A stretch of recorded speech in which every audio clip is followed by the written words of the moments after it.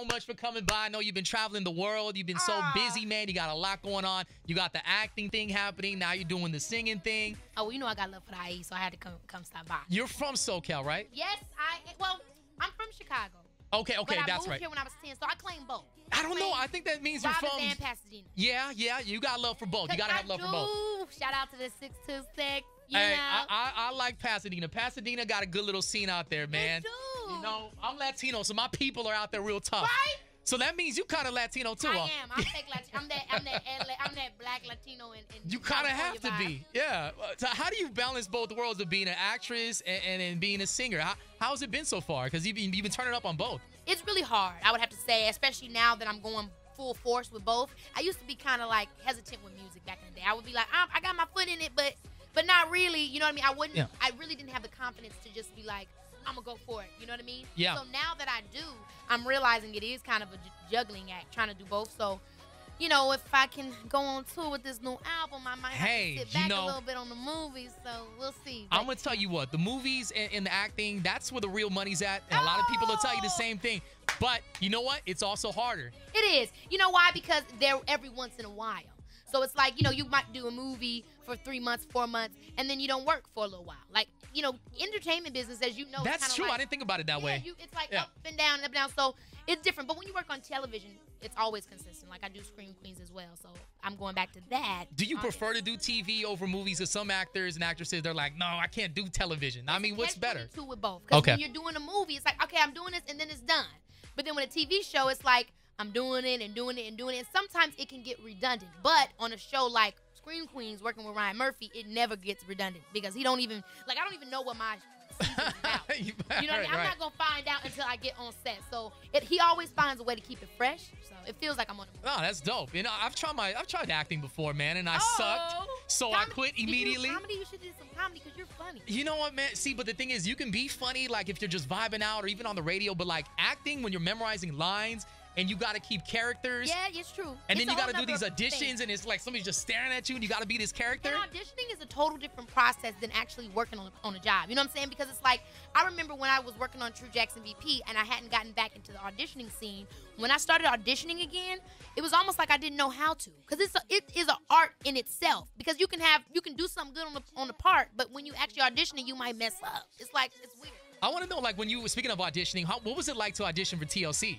Oh, man. Well, you killed it, by the way. Loved the movie. I liked it. I was a fan of the movie, personally. I thought you and Lil Mama did your thing on that movie. It was dope. I enjoyed it. Lil Mama. But it was a really weird thing because when I first heard about TLC, I was like, oh, my gosh, I got to be a part of this movie. And they weren't letting anybody. I wanted to audition, and they weren't even letting anybody audition or anything if you had already been known. They said they wanted to look for unknowns.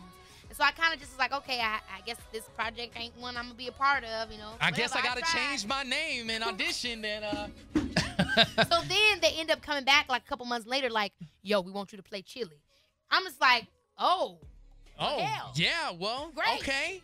Now you want me, huh? Right. So it was like, it was really weird because at first they didn't, like I said, they wanted to have unknowns, and I guess they changed their mind, and you know, luckily they picked me. I'm glad they did. Thank you. I'm glad they did. I think it was a nice mix. They had, I mean, you know, I don't know. Was there like, I'm trying to think back to the movie. Was there like bigger names around that played different roles? I don't think so, right? No, it wasn't. Okay. It was a lot of new people in our cast. Drew Sidora played T-Boz. And then, I forget who played. Oh, my boy, you know, Payne. Oh, my goodness. From Martin. Played okay. L.A. Reid. Okay, yeah. That's right. That's right. What advice did Chili give you when you were playing her role? Like, did she give you any pointers? We spent a lot of time together. She wasn't very like overbearing. Like, this is how you need to play this part, girl. I hope not. She was more so like, this is what was happening. This is what was going on. This is how I was feeling. She was like being an open book, and I was like being fake Oprah Winfrey. So tell me, how did it feel when you walked up to L.A. and told him this was? You know what I mean? Like, yeah. Right. No, that's dope, man. That's a hell of a role because not only are you playing a good movie and a real cool character, but you get to bond with TLC. That's super dope. I was fangirling most of the way, for sure. Now, your single. Let's talk about that. Enemies. Jeremiah. You know, we got the remix. I like the single, man. I think you did a great job with it. Thank you so Jeremiah much. is on fire right now, too. I think anything he touches Chicago is going to be a hit. He got amazing tone. He's got great melodies. He's a very talented writer. I mean, there's a lot to love about Jeremiah. Tell me about the song, because is it really about having enemies, or is it kind of, I was trying to follow the video, too. And it So seemed like the video is totally, the video is more so like you're watching my vulnerability. It's more symbolic of my vulnerability of coming into my own as an artist. So it's like I'm fighting, you know what I mean, whatever it is holding me back to really fight for what I believe in. Oh, got you. Okay. And then on the other hand, the song is talking about a real situation, like my first experience with unrequited love, like where I found myself. And I use the word love loosely in this term because I feel like I found out what real love was during this situation. But I found myself being so into someone and I was willing to be negative, have a negative interaction with them if that meant that there would be some type of yeah. Like you the know what I'm song saying? says, you keep your enemies closer. Exactly. So I'll be an enemy because you're going to keep me closer. Yes, okay, I got you. So I went through my experience with that. See, that's the crazy, that's kind of, like where the crazy girls will be like, you know what? You ain't going to show me no time. I'm going to be your enemy and I'm going to make your life hell. There's a thin life But between love you're and going to hate. pay attention to me. Wow. See, I never really thought about it like that. Exactly. That's very, very true. And that's really how the song got birthed. Okay. But ultimately, I realized that it really wasn't love. It really was about control and about me trying to keep myself safe and trying to control that relationship because I felt like that was what was going to make me feel comfortable about my feelings. Oh, you're pretty young, but you don't mind me asking. You're what, 21? 23 in August. Okay. What do you know about love? You need nothing to do with love at that age, man. You need to be doing you. Exactly, and that's what I found out. That was seriously. That's because that's what it is, right? You think society tells you as a young woman, if you ain't got a boyfriend, if ain't nobody, it always is contingent on your relationship status.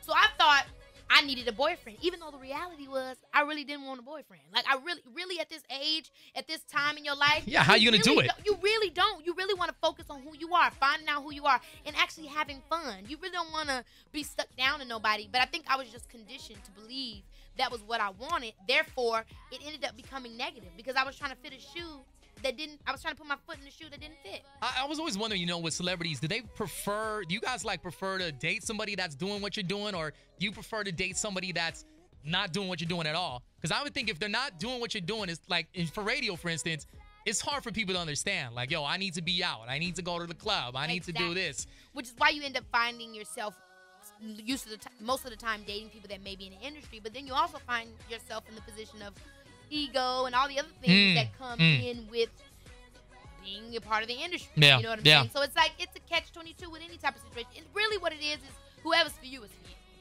So just if that's what you want. Right. So, hey, just keep your eyes open, I guess, right? Just let it happen. Just let it happen. Or turn them into an enemy. Ladies, don't turn us into enemies, please, man. We got enough crazies out there, please, man. No, but that's what's up, man. And where can they find you at? The Twitter, Instagram, everything. Yes, y'all can find me #1 KekePalmer.com, KekePalmer, and then also you can check me out on my Instagram, KekePalmer as well, and then also Keek the Sneak, which is not Keke Palmer. Now, my Snapchat is Keek the Sneak.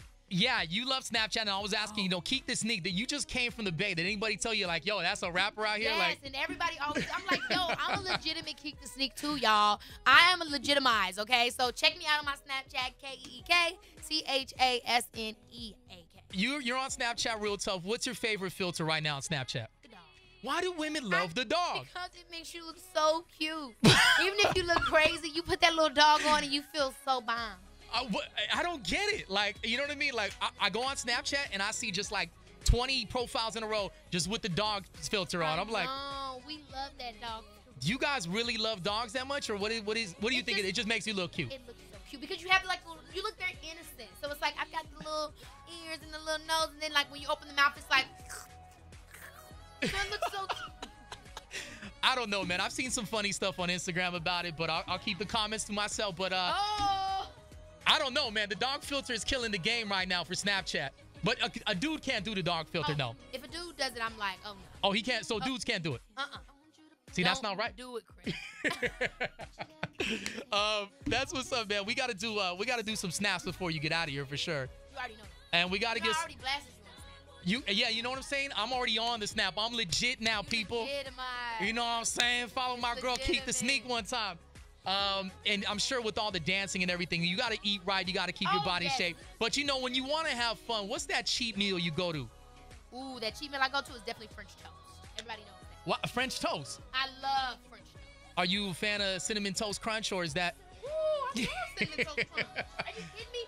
But my favorite is Reese's Cup cereal. Yo, fire.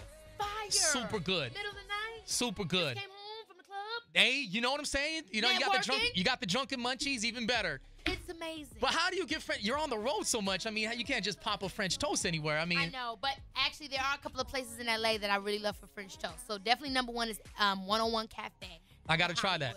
That is the bomb for French toast. And then also you can check out, I'm going to be real with you. If you ever need something late night, this place is open kind of 24 hours, Crave Cafe. Crave? They've okay. got great French toast. Okay. Well, I got plans for the weekend now.